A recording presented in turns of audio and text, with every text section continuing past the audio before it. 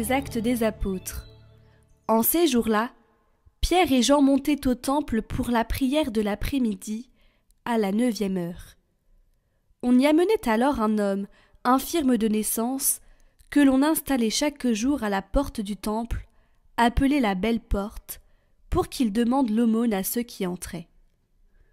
Voyant Pierre et Jean qui allaient entrer dans le temple, il leur demanda l'aumône. Alors, Pierre, ainsi que Jean, fixa les yeux sur lui, et il dit « Regarde-nous !» L'homme les observait, s'attendant à recevoir quelque chose de leur part.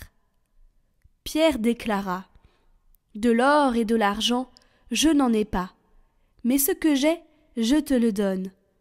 Au nom de Jésus-Christ le Nazaréen, lève-toi et marche. » Alors, le prenant par la main droite, il le releva, et à l'instant même, ses pieds et ses chevilles s'affermirent.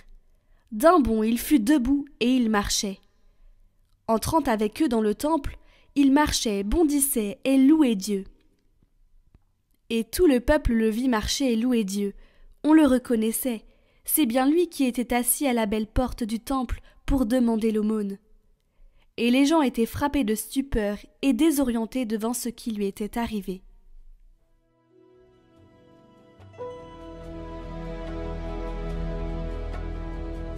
Joie pour les cœurs qui cherchent Dieu. Rendez grâce au Seigneur, proclamez son nom. Annoncez parmi les peuples ses hauts faits. Chantez et jouez pour lui. Redites sans fin ses merveilles. Glorifiez-vous de son nom très saint. Joie pour les cœurs qui cherchent Dieu. Cherchez le Seigneur et sa puissance. Recherchez sans trêve sa face. Vous, la race d'Abraham son serviteur, les fils de Jacob qu'il a choisis. Le Seigneur, c'est lui notre Dieu, ses jugements font loi pour l'univers. Il s'est toujours souvenu de son alliance, parole édictée pour 1000 générations, promesse faite à Abraham, garantie par serment à Isaac.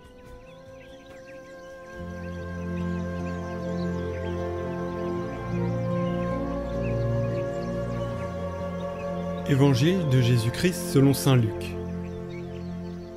Le même jour, c'est-à-dire le premier jour de la semaine, 2 disciples faisaient route vers un village appelé Emmaüs, à 2 heures de marche de Jérusalem, et ils parlaient entre eux de tout ce qui s'était passé. Or, tandis qu'ils s'entretenaient et s'interrogeaient, Jésus lui-même s'approcha, et il marchait avec eux. Mais leurs yeux étaient empêchés de le reconnaître. Jésus leur dit « De quoi discutez-vous en marchant ?» Alors, ils s'arrêtèrent, tout tristes. L'un des deux, nommé Cléophas, lui répondit « Tu es bien le seul étranger résidant à Jérusalem qui ignore les événements de ces jours-ci. » Il leur dit « Quels événements ?» Ils lui répondirent « Ce qui est arrivé à Jésus de Nazareth, cet homme qui était un prophète puissant par ses actes et ses paroles, devant Dieu et devant tout le peuple. Comment les grands prêtres et nos chefs l'ont livré, ils l'ont fait condamner à mort et ils l'ont crucifié. Nous espérions que c'était lui qui allait délivrer Israël. Mais avec tout cela, voici déjà le 3e jour qui passe depuis que c'est arrivé. À vrai dire, des femmes de notre groupe nous ont remplis de stupeur. Quand dès l'aurore elles sont allées au tombeau, elles n'ont pas trouvé son corps. Elles sont venues nous dire qu'elles avaient même eu une vision, des anges qui disaient qu'il est vivant. Quelques-uns de nos compagnons sont allés au tombeau, et ils ont trouvé les choses comme les femmes l'avaient dit. Mais lui, ils ne l'ont pas vu. Il leur dit alors « Esprit sans intelligence, comme votre cœur est lent à croire tout ce que les prophètes ont dit, ne fallait-il pas que le Christ souffrît cela pour entrer dans sa gloire ?» Et, parlant de Moïse et de tous les prophètes, il leur interpréta dans toute l'Écriture ce qui le concernait. Quand ils s'approchèrent du village où ils se rendaient, Jésus fit semblant d'aller plus loin, mais ils s'efforcèrent de le retenir. « Reste avec nous, car le soir approche et déjà le jour baisse. » Il entra donc pour rester avec eux. Quand il fut à table avec eux, Ayant pris le pain, il prononça la bénédiction, et, l'ayant rompu, il le leur donna. Alors leurs yeux s'ouvrirent, et ils le reconnurent. Mais il disparut à leur regard.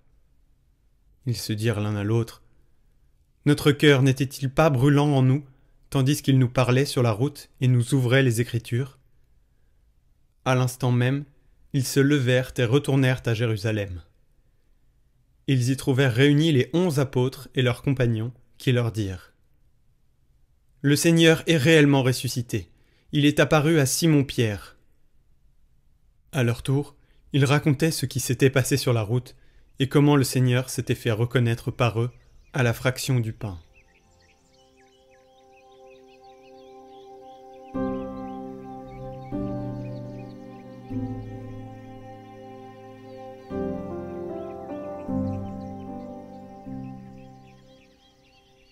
Commentaire de saint Augustin.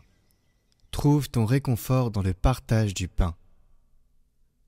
Quand le Seigneur a-t-il voulu se manifester? À la fraction du pain. Nous pouvons en être sûrs, en partageant le pain, nous reconnaissons le Seigneur. Il n'a voulu être reconnu qu'à ce moment, à cause de nous qui ne le verrions pas dans la chair et mangerions pourtant sa chair. Qui que tu sois, croyant, qui ne porte pas en vain le nom de chrétien, et qui n'entre pas pour rien à l'Église, toi qui écoutes avec crainte et espérance la parole de Dieu, trouve ton réconfort dans le partage du pain.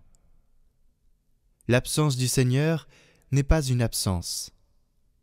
Crois seulement, et celui que tu ne vois pas est avec toi. Quand Jésus leur parlait, les disciples n'avaient pas la foi, et parce qu'ils ne le croyaient pas ressuscité eux-mêmes, n'espéraient pas pouvoir revivre. Ils avaient perdu la foi. Ils avaient perdu l'espérance. Morts, ils marchaient avec un vivant. Morts, ils marchaient avec la vie marchait avec eux, mais leur cœur n'était pas encore revenu à la vie. Et toi, si tu veux la vie, fais ce qu'ils ont fait, et tu reconnaîtras le Seigneur. Ils ont reçu l'étranger. Le Seigneur était comme un voyageur qui va au loin, mais ils ont su le retenir. Lorsqu'ils arrivèrent à destination, ils lui dirent « Reste ici avec nous, car le soir approche. » Retiens l'étranger, si tu veux reconnaître le Sauveur. Ce que le doute avait fait perdre, l'hospitalité l'a rendu. Le Seigneur a manifesté sa présence au partage du pain.